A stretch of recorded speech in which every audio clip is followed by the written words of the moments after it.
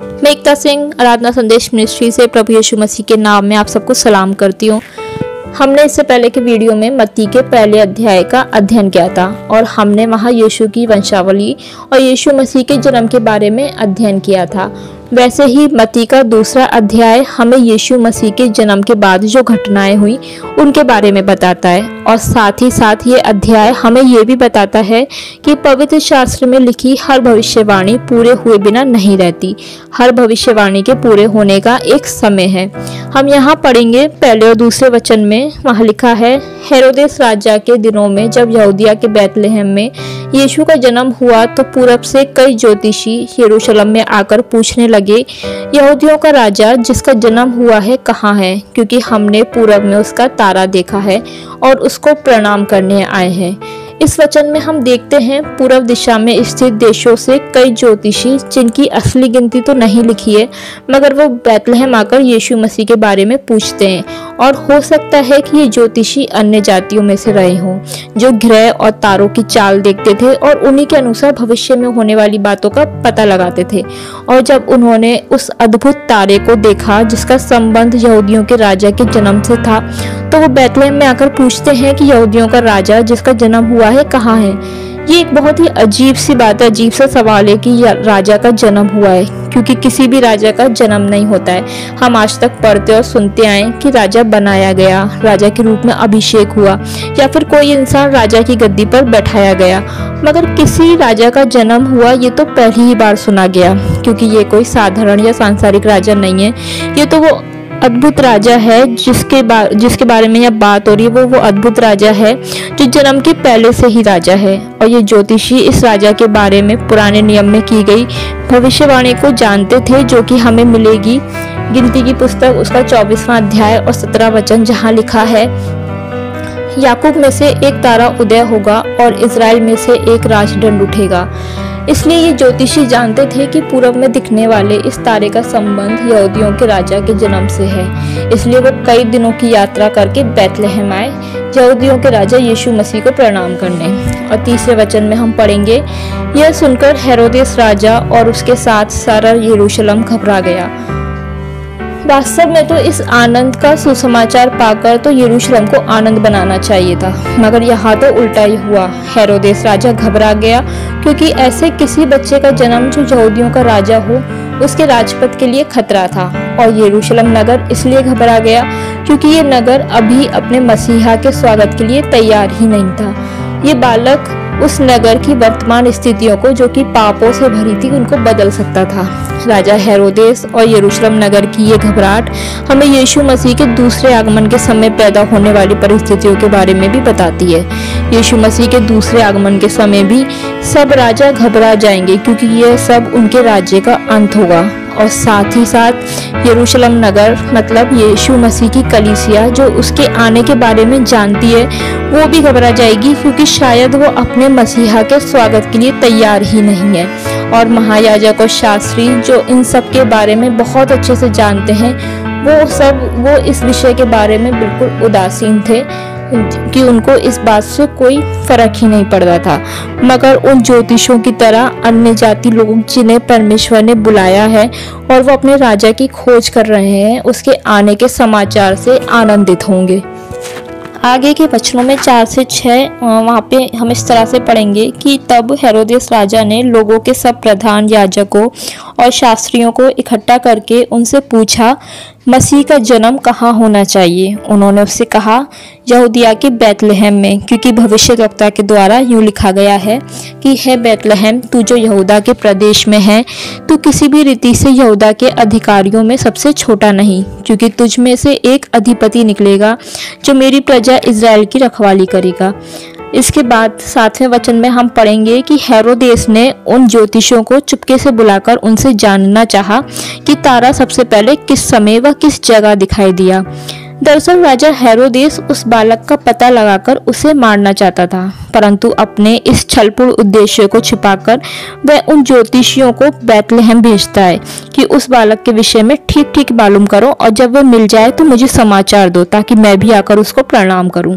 और 9वें वचन में इस तरह से लिखा है कि तब वह ज्योतिषी आगे बढ़ गए और जो तारा उन्होंने पूरब में देखा था वह उनके आगे आगे चला, और जहां बालक था उस जगह पर पहुंचकर ठहर गया। उन्होंने उस घर में पहुंचकर उस बालक को उसकी माता मरियम के साथ देखा। ये ज्योतिषी निश्चय ही काफी दिन बाद बैतलहम पहुंचे थे, क्योंकि यहाँ वे उस गौशाला में नहीं गए जहाँ यीशु मसीह का जन्म हुआ था। वे किसी घर में गए जहाँ उस वक्त यूसुफ यीशु मसीह और मरियम के साथ ठहरे हुए थे, और वहाँ उन्होंने यीशु मसीह को दंडवत करके सोना, लोबान और गंधरस की भेंट चढ़ाई। ये अन्य जाति ज्योतिषी जो भेंटे लाए थे उनके बहुत बड़े बड़े अर्थ हैं, जैसे कि सोना यीशु मसीह की महिमा और उनकी शुद्धता को दर्शाता है। लोबान एक सुगंधित द्रव्य है जो यीशु मसीह के पाप रहित जीवन और उनके एक सिद्ध व्यक्तित्व की खुशबू को दर्शाता है। और गंधरस जो कि एक खुशबूदार लेप होता है जो उस समय लाश को दफनाने से पहले उस पर लगाया जाता था ताकि उससे लाश से बदबू ना आए। तो ये गंधरस उस दुख की भविष्यवाणी कर रहा था जिसे संसार के पापों को अपने ऊपर लेते समय प्रभु यीशु मसीह उठाने वाले थे। और इसी तरह से हम देखेंगे दूसरे अध्याय के 12वें वचन में लिखा है कि इसके बाद इन ज्योतिषियों को स्वप्न में ये चेतावनी मिलती है कि हेरोदेस के पास वापस ना जाना, और वे दूसरे मार्ग से अपने देश को चले गए। ये वचन हमें बताता है कि कोई भी व्यक्ति जब सच्चे दिल से यीशु से मिलता है तो फिर उसे दोबारा अपने पुराने मार्ग पर वापस नहीं जाना चाहिए। यीशु मसीह से हमारी मुलाकात हमारे जीवन को, हमारे रास्तों को पूरी तरह से बदल देती है और हमारे पुराने रास्तों को छुड़वाकर हमें जीवन की एक नई राह दिखाती है। इसके आगे के वचनों में हमें पढ़ने को मिलेगा कि एक दूत ने यूसुफ को सपने में दर्शन देकर मिस्र देश को भाग जाने के लिए बोला, क्योंकि हेरोदेस राजा इस बालक को ढूंढकर मरवाना चाहता था। इससे ये स्पष्ट होता है कि हमारे प्रभु यीशु मसीह ने मरने के लिए ही जन्म लिया था, क्योंकि उनके जन्म के समय से ही मृत्यु उनके पीछे पड़ी थी। परंतु जो कोई परमेश्वर की इच्छा के अनुसार जीवन जीता है वह तब तक ना मरेगा जब तक कि परमेश्वर का काम पूरा ना कर ले। इस तरह से यीशु मसीह की भी मृत्यु ठहराए हुए समय पर ही होनी थी। हम आगे के 14वें वचन में पढ़ेंगे कि उसके बाद यूसुफ यीशु मसीह और मरियम को लेकर मिस्र देश में चला गया ताकि वह भविष्यवाणी भी पूरी हो जो होशे नबी ने करी थी कि होशे 11 अध्याय 1 वचन, जब इज़राइल बालक था तब से मैंने उससे प्रेम किया और अपने पुत्र को मिस्र से बुलाया। वास्तव में होशे ने ये बात मिस्र से इज़राइल के छुटकारे के विषय में कही थी, परंतु एक नई वाचा के साथ इस भविष्यवाणी को भी एक नया अर्थ दिया गया यीशु मसीह के संबंध में। इसके बाद 16वें वचन में जब राजा हेरोदेस यीशु मसीह को मारने के अपने षड्यंत्र में सफल नहीं हो पाया तो उसने गुस्से में आकर बिना कुछ सोचे बैतलहम और उसके आसपास के सब लड़कों को जो 2 वर्ष के व उससे छोटे थे मरवा डाला। जिन बच्चों को मरवाया गया उनकी ठीक ठीक संख्या के अलग अलग अनुमान लगाए गए, परंतु बाइबल इस संख्या को स्पष्ट करती है कि ये संख्या 1,44,000 है, जिसका जिक्र हमें मिलेगा प्रकाशित वाक्य उसके 14वें अध्याय में। प्रकाशित वाक्य उसका 14 अध्याय 1 वचन में लिखा है, फिर मैंने दृष्टि की और देखो वह मेमना सिय्योन पहाड़ पर खड़ा है और उसके साथ 1,44,000 जन हैं। और इसी अध्याय के 4 वचन में लिखा है, ये वे हैं जो स्त्रियों के साथ अशुद्ध नहीं हुए पर कुंवारे हैं। ये वही हैं कि जहाँ कहीं मेमना जाता है वे उसके पीछे हो लेते हैं। ये तो परमेश्वर के निमित्त पहले फल होने के लिए मनुष्यों में से मोल लिए गए हैं। उनके मुंह से कभी झूठ ना निकला था, वे निर्दोष थे।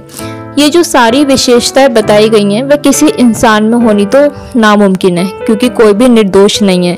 परंतु वह बच्चे जो उस वक्त हेरोदेस ने मरवाए थे वो 2 साल के या उससे छोटे थे, इसलिए वह स्त्रियों के साथ अशुद्ध नहीं हुए थे वरन कुंवारे थे और वो निर्दोष थे। वह यीशु मसीह के साथ साथ ही पैदा हुए और यीशु मसीह की जान बचाने की खातिर इनके प्राण चले गए।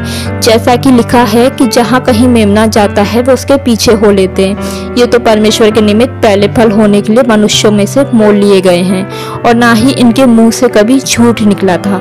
इसी तरह से प्रकाशित वाक्य 7वां अध्याय इस बात को और स्पष्ट करता है, क्योंकि वहां बताया गया है कि ये 1,44,000 लोग इजराइल के 12 गोत्र से थे, मतलब इजराइल की हर गोत्र से 12,000 लोग। तो अगर इजराइल के 12 गोत्र से 12-12 हजार बच्चे मारे गए तो उनकी संख्या हुई 1,44,000, क्योंकि उस वक्त हेरोदेस ने यरूशलेम से इजरायलियों के बच्चों को ही मरवाया था, क्योंकि वह ये जानता था कि यहूदियों में से ही कोई राजा उत्पन्न होगा जो परमेश्वर का पुत्र कहलाएगा। इसलिए उसने सब बच्चों को मरवा डाला ताकि वो भविष्यवाणी पूरी हो जो यिर्मयाह भविष्यवक्ता ने करी थी उसकी पुस्तक के 31वें अध्याय 15वें वचन में, जहाँ लिखा है, यहोवा ये भी कहता है, सुन, रामा नगर में विलाप और बिलक बिलक कर रोने का शब्द सुनने में आता है। राहेल अपने लड़कों के लिए रो रही है और अपने लड़कों के कारण शांत नहीं होती, क्योंकि वे जाते रहे। परंतु आगे के वचन में लिखा है कि यहोवा यूं कहता है, रोने पीटने और आंसू बहाने से रुक जा, क्योंकि तेरे परिश्रम का फल मिलने वाला है और वे शत्रुओं के देश से लौट आएंगे। तो इस तरह से ये वचन हमें बताते हैं कि वह 1,44,000 बच्चे जिन्हें हेरोदेस ने मरवाया था, ये वो 1,44,000 लोगों की भीड़ है जो यीशु मसीह के दूसरे आगमन में उनके साथ होंगी और उनके माथे पर परमेश्वर और परमेश्वर के पुत्र के नाम की मोहर होगी और वो वापस लौट आएंगे। आगे के 19 से लेकर 23वें वचन तक हम देखेंगे कि हेरोदेस के मरने के बाद एक स्वर्गदूत ने फिर से यूसुफ को सपने में दर्शन देकर कहा कि ये बालक और उसकी माता को लेकर इजराइल देश में चला जाए। परंतु यूसुफ अरखिलाउस, जो कि हेरोदेस का बेटा था और यहूदिया पर राज्य कर रहा था, उसके डर के कारण वहां नहीं गया और स्वर्गदूत से चेतावनी पाकर नासरत नगर में रहने लगा, जो कि एक ऐसा नगर था जो उस समय में तुच्छ जाना जाता था, क्योंकि नतनेल एक जगह पर कहता है कि क्या नासरत से भी कोई अच्छी वस्तु निकल सकती है।